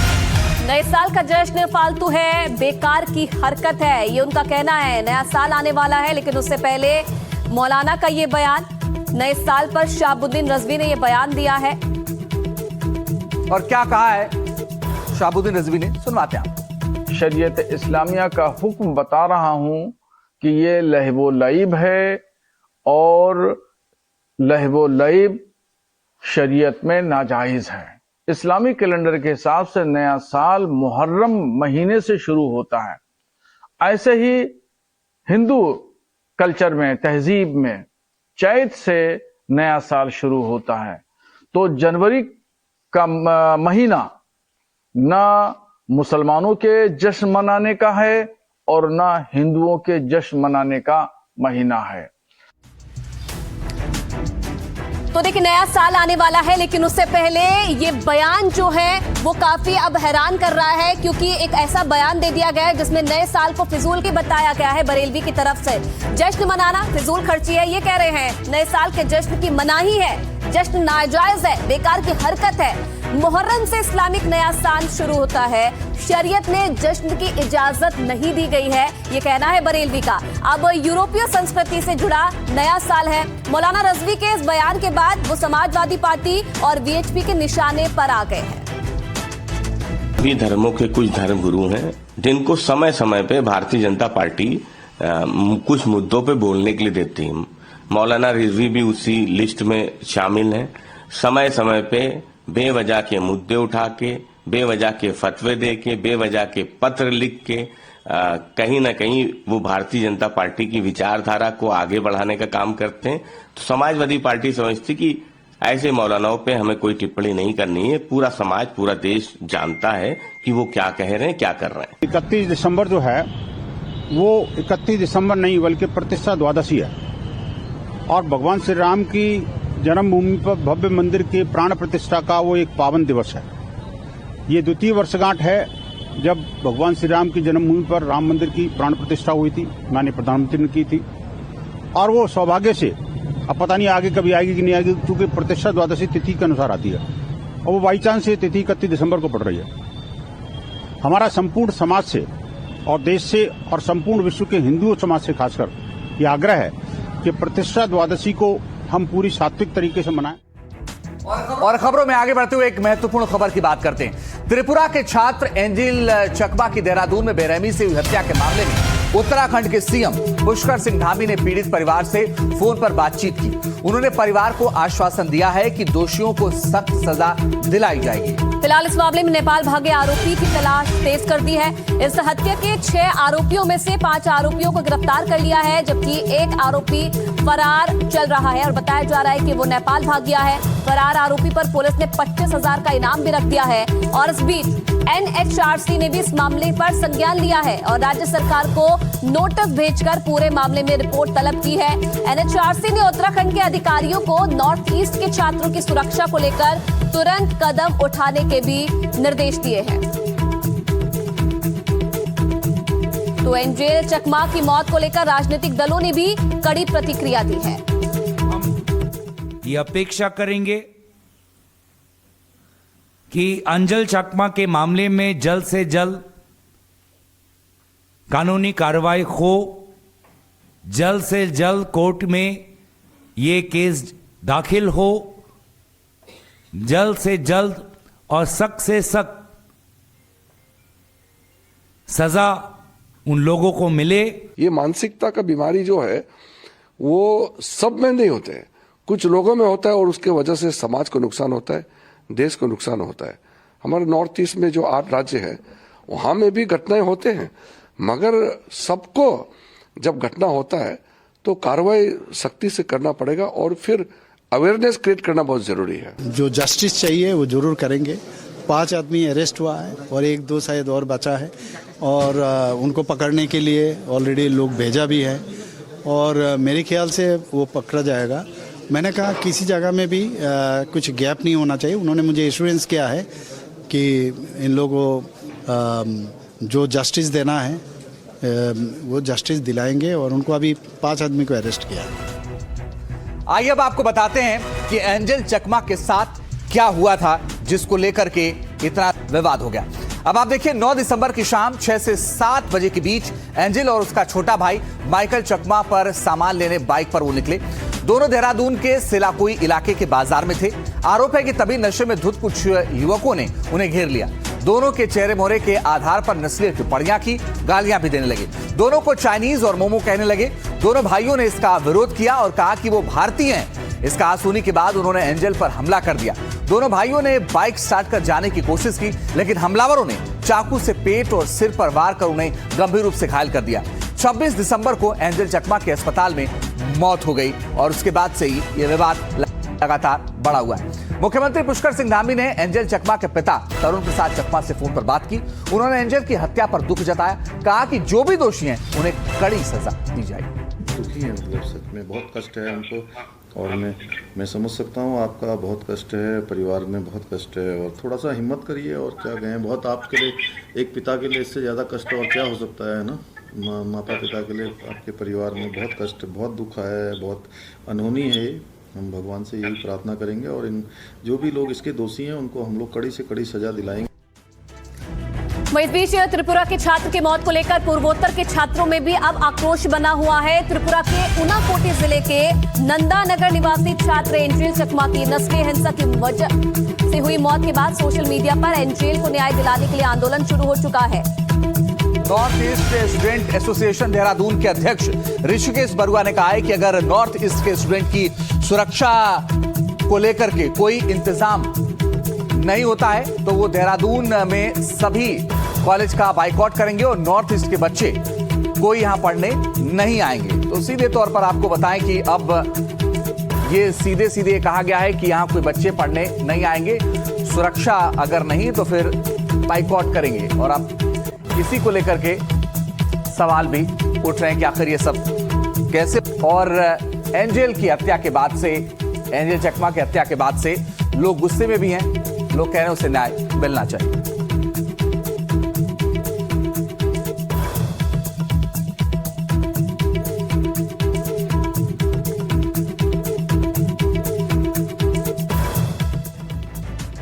और चलिए अब आपको दिखाते हैं जगह जगह हादसों से जुड़ी हुई 5 खबरें।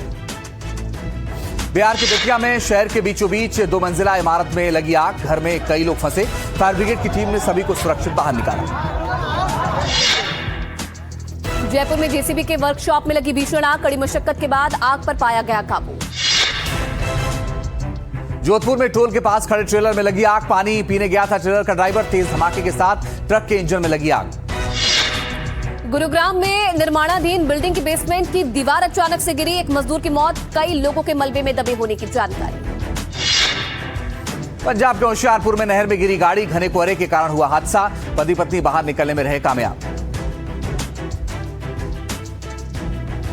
अब दुनिया से जुड़ी हुई तमाम बड़ी खबरें आपको दिखाते हैं फटाफट अंदाज।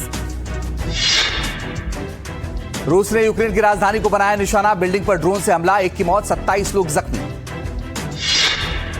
फिलीपींस में भीषण अग्निकांड से हड़कंप, अचानक भड़की आग की जद में आए 50 से ज्यादा घर, 500 से ज्यादा लोग हुए बेघर।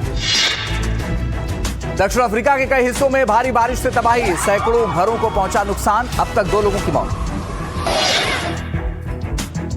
गाजा पट्टी में भीषण ठंड ने बढ़ाई लोगों की आफत, कई लोगों ने छोड़े राहत शिविर।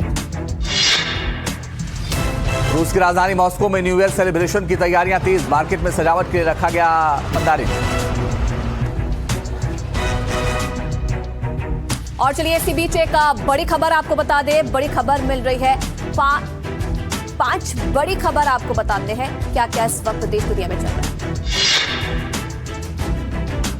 तिरुचिरापल्ली में बैकुंठ एकादशी को लेकर तैयारियां जारी, श्री रंगनाथ स्वामी मंदिर को सजाया गया। चेन्नई में बैकुंठ एकादशी के मौके पर खुला स्वर्ग का द्वार, अरुली मिगु पार्थसारथी स्वामी मंदिर में उमड़ी भक्तों की। ओडिशा के पुरी स्थित श्री जगन्नाथ मंदिर में भारी संख्या में उमड़े श्रद्धालु, नए साल को लेकर प्रशासन अलर्ट पर। कटरा में उमड़ी मां के भक्तों की भारी भीड़, नए साल पर वैष्णो देवी मंदिर में लगा श्रद्धालुओं का तांता। शिरडी पहुंचे रिलायंस इंडस्ट्रीज के लिमिटेड के निदेशक अनंत अंबानी, साईं बाबा ट्रस्ट को दान किए 5 करोड़ रुपए। और चलिए अब आपको दिखाते हैं स्पोर्ट्स से जुड़ी हुई 5 बड़ी खबरें। विजय हजारे ट्रॉफी में एक और मैच खेलेंगे विराट कोहली, 6 जनवरी को बेंगलुरु में रेलवेज के खिलाफ खेलेंगे मैच। भूटान के स्पिनर सोनम येशी ने रचा इतिहास, T20 के मैच में 8 विकेट लेने वाले पहले खिलाड़ी बने। विजय हजारे ट्रॉफी में ध्रुव जुरेल की विस्फोटक पारी, जुरेल ने 101 गेंदों पर नाबाद 160 रन बनाए।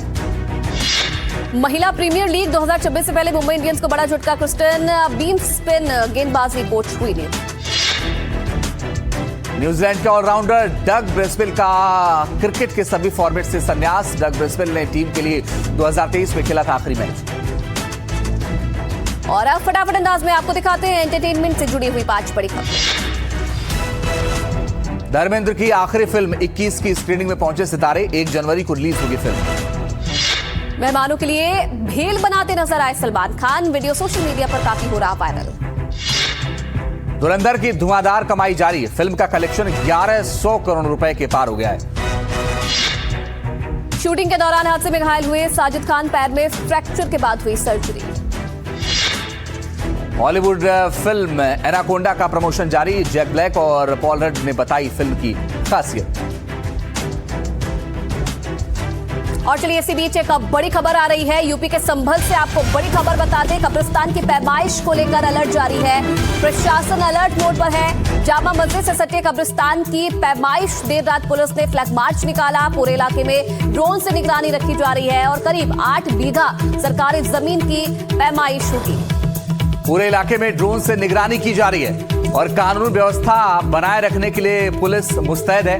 8 बीघा सरकारी जमीन की पैमाइश होनी है और इस पूरे इलाके में प्रशासन अलर्ट है क्योंकि मामला संवेदनशील है। यूपी के संभल से कब्रिस्तान की पैमाइश होनी है यूपी के संभल में और इसी को लेकर के पुलिस की टीमें लगा दी गई हैं।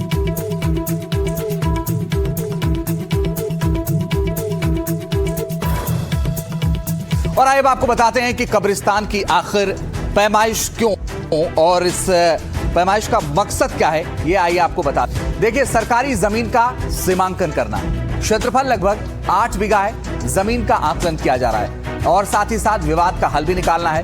पारदर्शिता के साथ रिकॉर्ड के आधार पर इसकी पैमाइश की जा रही है। तो आपको बताएं कि इसकी पैमाइश की जा रही है, लेकिन इस बीच एक बड़ी और अहम खबर आ रही है, वो भी बताते हैं आपको।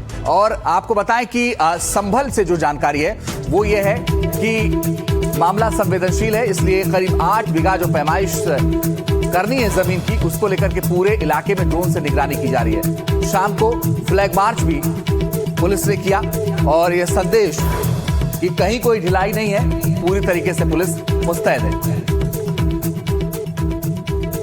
तो कब्रिस्तान की पैमाइश को लेकर अलर्ट और देर शाम पुलिस ने फ्लैग मार्च भी निकाला है। लोगों से शांति बनाए रखने की अपील भी जो पुलिस है उसकी तरफ से की गई है और पूरे इलाके में ड्रोन से निगरानी रखी जा रही है ताकि पैमाइश के वक्त किसी भी तरह की अप्रिय घटना ना देखने को मिले। इसलिए जमीन से लेकर आसमान तक में जो पैनी नजर है वो बनाए रखेंगे और इसीलिए जमीन पर बड़ी संख्या में जो पुलिसकर्मी हैं वो तैनात किए गए हैं। वहीं दूसरी तरफ ड्रोन से निगरानी रखी जा रही है। पूरे इलाके को घेर लिया गया है ताकि कोई भी अव्यवस्था इस दौरान ना देखने को मिले। 8 बीघा सरकारी जमीन जो कि पैमाइश जिसकी की जाएगी और कानून व्यवस्था बनाए रखने के लिए अलर्ट भी जारी कर दिया गया है। लोगों से भी संवाद किया गया है कि वो भी इस पैमाइश में साथ दें और किसी भी अप्रिय घटना कोई भी ना हो, इसके लिए जो है सुरक्षा व्यवस्था कड़ी कर दी गई है।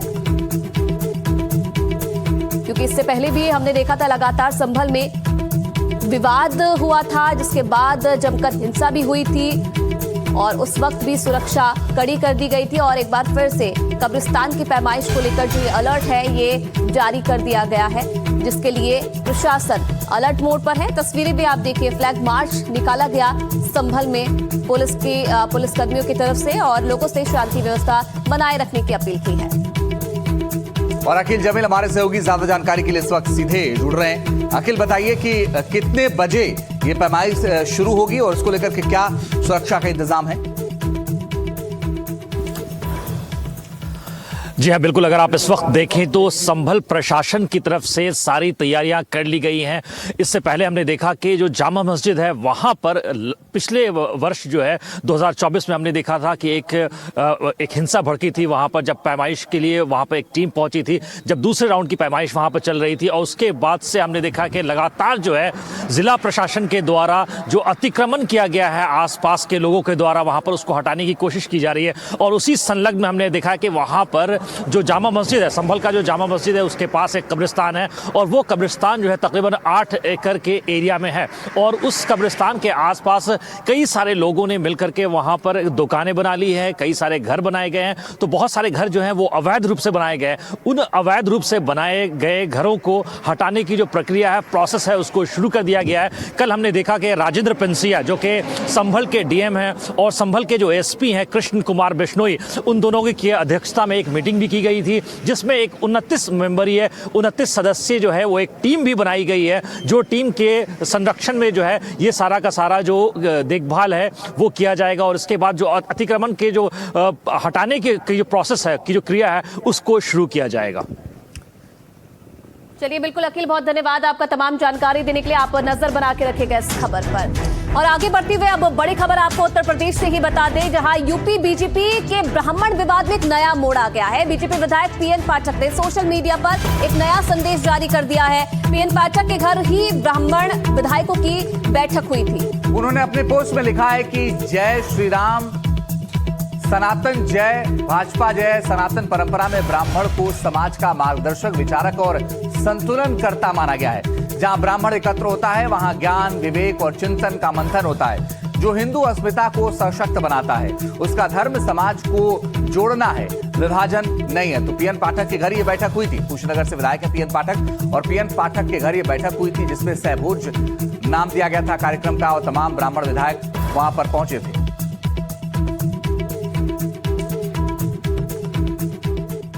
अब एक और बड़ी खबर आपको बताते हैं। सिलीगुड़ी कॉरिडोर पर सदगुरु का बड़ा बयान आ गया। सदगुरु जग्गी वासुदेव का ये बयान, वो कहते हैं कि गलती को 1971 में ही ठीक कर देना चाहिए था। अब देश की संप्रभुता पर यह खुला खतरा है। जग्गी वासुदेव ने कहा कि 1971 में ही इसे ठीक कर देना चाहिए था, लेकिन अब उन्होंने क्या कुछ कहा है ये भी सुन लीजिए। सिलीगुड़ी कॉरिडोर भारत के विभाजन से बनी एक 78 साल पुरानी गलती है, जिसे 1971 में ही ठीक कर लिया जाना चाहिए था। अब जब देश की संप्रभुता पर खुला खतरा मंडरा रहा है, तो मुर्गी को पालकर उसे हाथी बनने देना ही सही समय है। Elephant's neck would be easy to handle. अब देखिए, इस बयान में सिलीगुड़ी की चिकन नेक का जिक्र भी उन्होंने किया है, और क्यों इसकी चर्चा की है वो आपको बताते हैं।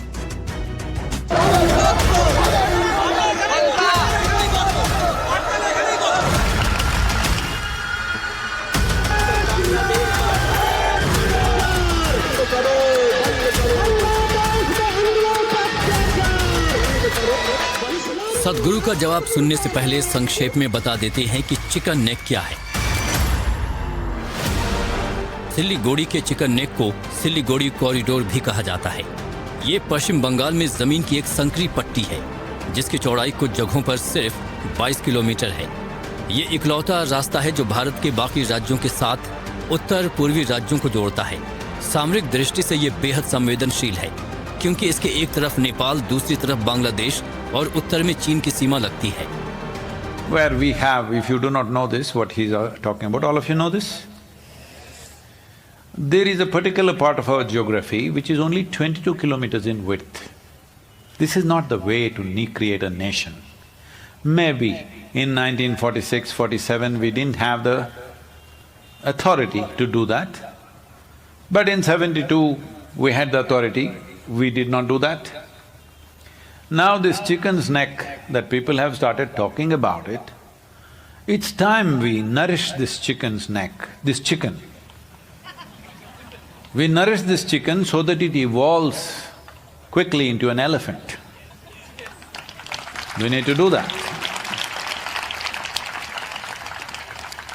So, nations cannot be made just by being chicken. It has to grow into an elephant. Maybe it needs nourishment, maybe it needs some steroid. Whatever is needed, we must do. सदगुरु का ये बयान ऐसे समय में सामने आया है जब बांग्लादेश में अराजकता फैली हुई है। वहाँ हिंदुओं के खिलाफ हिंसा हो रही है, और यहाँ भारत में अवैध बांग्लादेशियों के खिलाफ भी सख्त कार्रवाई जारी है।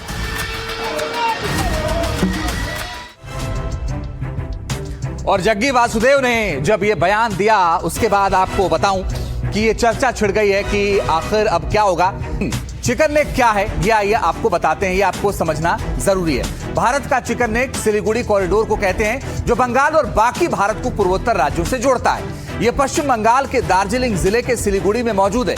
इसकी चौड़ाई सबसे पतले हिस्से में केवल 20 से 22 किलोमीटर है। नक्शे में बिल्कुल मुर्गी की पतली गर्दन जैसा दिखता है। ये चारों तरफ से अंतर्राष्ट्रीय सीमाओं से घिरा हुआ है। कॉरिडोर के उत्तर में नेपाल और पूर्व में भूटान का बॉर्डर है। दक्षिण में फुलबाड़ी से बांग्लादेश का बॉर्डर लगता है। इतने देशों से घिरा है ये भारत का बेहद सकरा इलाका है, जो पूर्वोत्तर के राज्यों से जुड़ने का ब्रिज है, इसलिए चिकन नेक इसे कहते हैं। उस्मान हादी ने इसी के नाम पर भारत तोड़ो साजिश की थी।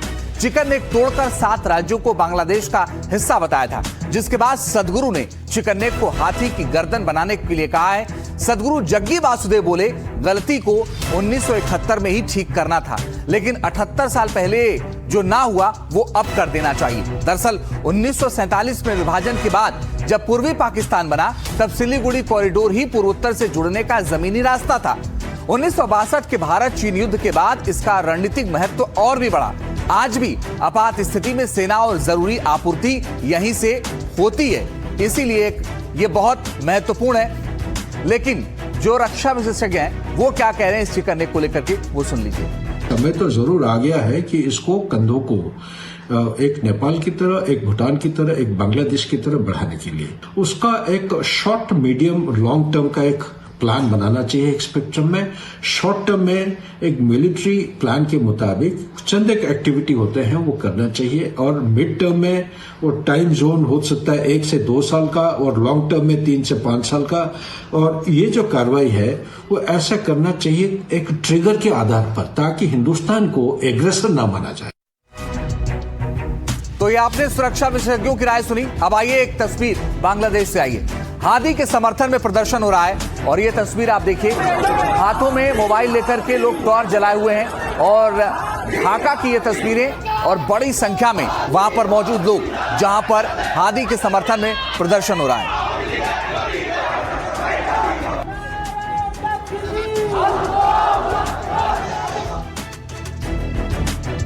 और इस पूरे मसले पर डिफेंस एक्सपर्ट्स क्या करें, ये सुनिए। कि हिंदुओं पे अत्याचार हो रहा है वो कब से नहीं हो रहा है, वो तो 1946 से हो रहा है, वो सदैव होता रहा है। बेसिकली जो डिवाइड है, जो हिंदू मुस्लिम का डिवाइड होता है, वो इतना गहरा होता है कि उसको आप कर नहीं सकते। वही लोग उसी पाकिस्तान को जिन्होंने उनकी 30 लाख की औरतों को रेप किया, उनसे संतानें पैदा करी, नस्ल बदलने की बात करी पंजाबी पाकिस्तानी डोमिनेटेड आर्मी ने, उसका फिर साथ देने लग गए हैं। और आइए आपको एक मैप दिखाते हैं। ये देखिए मैप, और यहां से आपको बहुत सारा कुछ अंदाजा लग जाएगा कि किस तरह से खतरे में बांग्लादेश के chicken neck. North Bangladesh corridor है ये, और पश्चिम बंगाल मेघालय के बीच का ये पूरा इलाका है, और ये जो 80 किलोमीटर का इलाका है वो ठीक पश्चिम बंगाल के आसपास का है। इस कॉरिडोर की चौड़ाई 80 किलोमीटर है। आपको बताएं, रंगपुर इलाका बांग्लादेश से अलग हो सकता है, और सिर्फ इतना ही नहीं, रंगपुर इलाका कहा जा रहा है कि बांग्लादेश से अलग हो सकता है। इस इलाके में हिंदुओं में 13% आबादी जो है वो हिंदुओं की है। इस इलाके में 13% जो आबादी है वो हिंदुओं की है। दक्षिण त्रिपुरा से बंगाल की खाड़ी तक ये चटगांव कॉरिडोर फैला हुआ है, और ये हिस्सा महज 28 किलोमीटर का ही है। और आपको बताएं कि बांग्लादेश के लिए इलाके का आर्थिक महत्व है, साथ ही चटगांव में 25 लाख से ज्यादा हिंदू वहां रहते हैं। तो ये स्थिति है, ये मैप है और ये हालात हैं। लेकिन आइए अब अगली बड़ी और अहम खबर क्या है बताएंगे मेरे से आयुषी। बिल्कुल, और खबर झारखंड से है। झारखंड के चतरा के कारोबारियों में खौफ नजर आ रहा है। वहां एक पेट्रोल पंप पर सरेआम डकैती पड़ी है, और देर रात अचानक 5 नकाबपोश बदमाश पेट्रोल पंप में घुस आए, मारपीट की और फिर पिस्तौल की नोक पर 3 लाख रुपए लूट कर ले गए। रविवार देर रात झारखंड के चतरा में ये वारदात एक पेट्रोल पंप के अंदर हुई। अंधेरा घिरने के बाद जब चहल पहल कम हो गई तो अचानक 2 बाइक पर सवार 5 नकाबपोश अपराधी गिद्धौर थाना क्षेत्र के इंदू फ्यूल स्टेशन में पहुंचे। वो सीधे पेट्रोल पंप के कैशियर के कमरे में पहुंचे और पिस्टल की नोक पर मारपिटाई शुरू कर दी। वहां मौजूद पेट्रोल पंप कर्मियों से मारपीट के बाद गले में रखे 3 लाख रुपए लूट लिए। उनकी हरकतें सीसीटीवी कैमरे में कैद हो रही थीं, लिहाजा जाते जाते उन्होंने कैमरे और अन्य उपकरण तोड़ दिए, हार्ड ड्राइव भी उखाड़ दी, लेकिन फिर भी सीसीटीवी में आने से बच नहीं सके। देर रात लगभग 12:40 में कुछ अज्ञात चोर या डकैत लोग आए।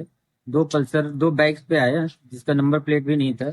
अचानक आए यहाँ पे ऑफिस के बाहर और मेरे स्टाफ के साथ मारपीट किया और डकैती का काम किया। सरेआम लूटपाट की इस घटना से इलाके के कारोबारियों में हड़कंप है। उन्होंने पुलिस से सुरक्षा की मांग की है। पुलिस अपराधियों की तलाश में है। और स्पेन में तूफान के बाद आई बाढ़ में हजारों कारें बह गईं, पुल ढह गए और घर मलबे में तब्दील हो गए। सबसे ज्यादा तबाही वालेंसिया में मची है। स्पेन में ऐसी आपदा सालों बाद नजर आई है।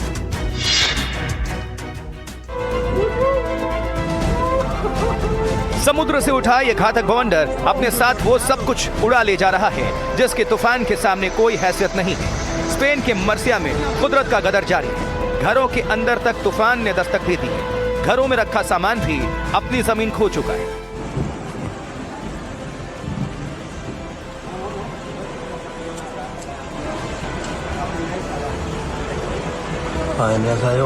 स्पेन हाल के दिनों की सबसे बड़ी प्राकृतिक आपदा झेल रहा है। डाना तूफान के बाद आया सैलाब, गली गली कोहराम मचा रहा है। सड़कों पर गाड़ियां डूब चुकी हैं। वालेंसिया के गलियों मोहल्लों में जल तांडव मचा है और इंसान बेबस है। वालेंसिया में मात्र 8 घंटों में 1 साल के बराबर बारिश हो चुकी है। नदी नालों में जल प्रलय मचा है। विनाशकारी बाढ़ के कारण अब तक 220 से अधिक लोगों की जान जा चुकी है।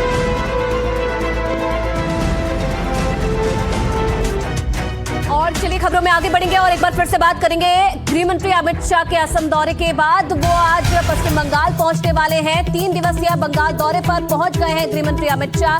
देर शाम कोलकाता में बीजेपी नेताओं ने उनका स्वागत किया। विधानसभा चुनाव की तैयारियों की समीक्षा करेंगे गृह मंत्री अमित शाह।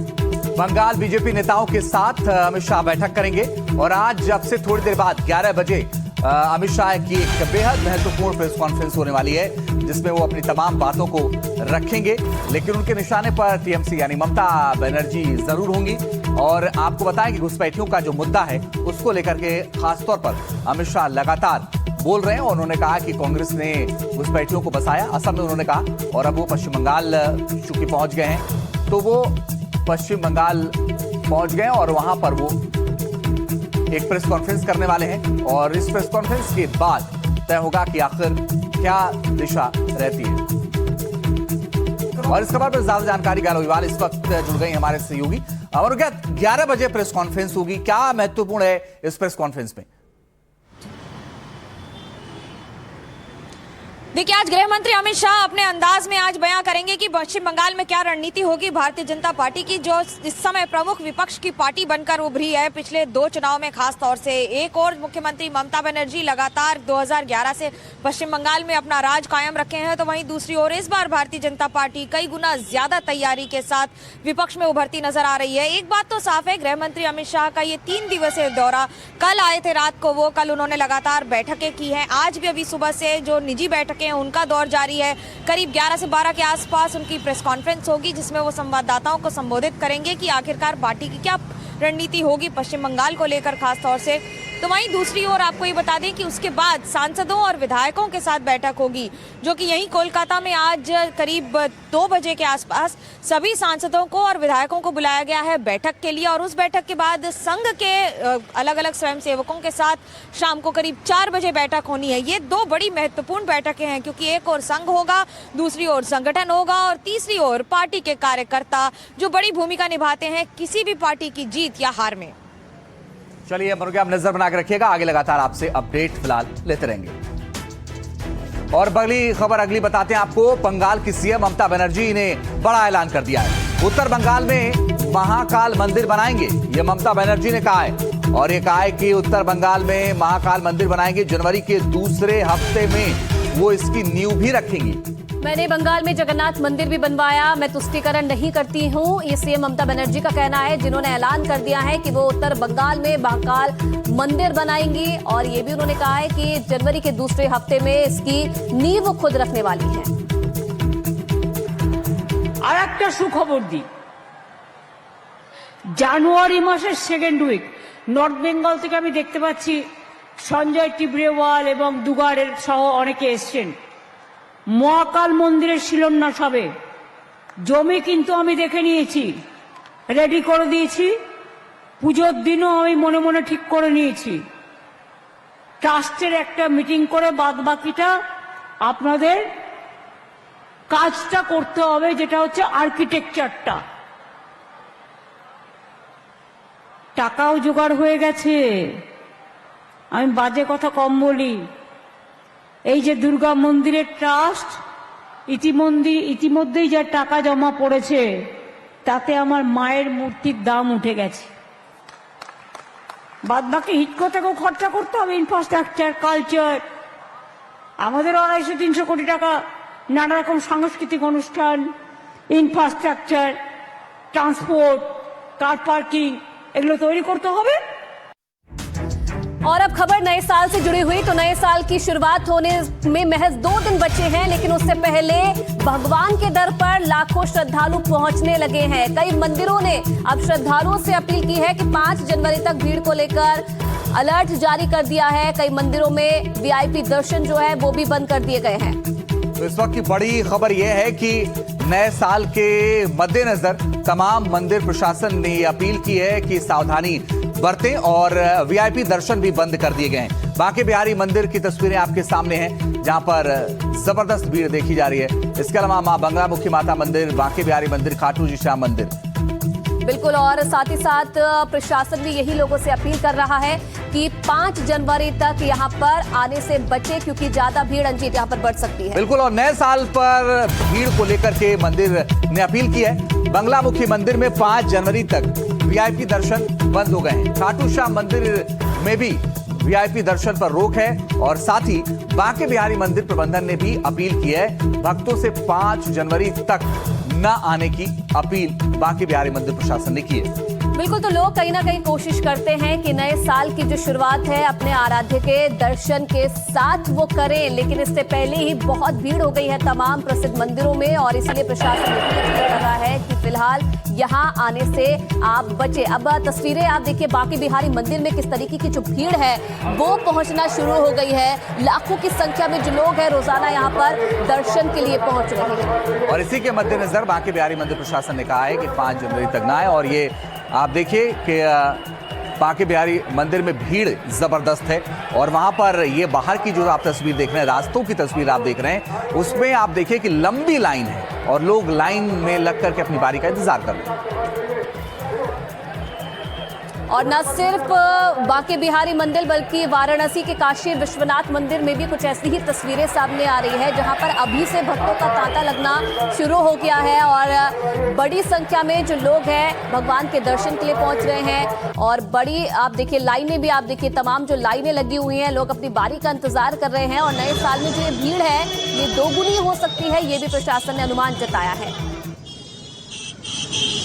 100 वर्ष की वजह से बहुत ही ज्यादा भीड़ और रस है यहाँ पे, बट लोगों का आस्था भरपूर है और लोगों में जोश और जुनून भरपूर है तो बांके बिहारी जी के दर्शन करने के लिए। इसे राधे राधे। बांके बिहारी लाल की जय। बहुत अच्छा लगा हमें मथुरा में आके। भक्तजनों से अनुरोध है आइए एक बार भगवान का दर्शन जरूर करिए। दर्शन बहुत अच्छे हुए, भीड़ बहुत थी लेकिन व्यवस्था बहुत अच्छी थी कि हमें अच्छे से सभी जगह दर्शन हो। भगवान बुलाएंगे तो आना ही चाहिए, चाहे भीड़ हो चाहे कुछ भी हो, भगवान दे देंगे दर्शन जब उनको देने होंगे तो। बहुत ज्यादा रश है, बिल्कुल भी प्रॉपर से लाइन बनाने के लिए कोई भी सिस्टम नहीं है, लोग एक दूसरे को धक्का मुक्की करके जा रहे हैं। बच्चों के लिए बहुत मुश्किल काम है दर्शन करना। प्रशासन ने व्यवस्था की है। प्रशासन की व्यवस्था तो ठीक है लेकिन जगह थोड़ी कम है।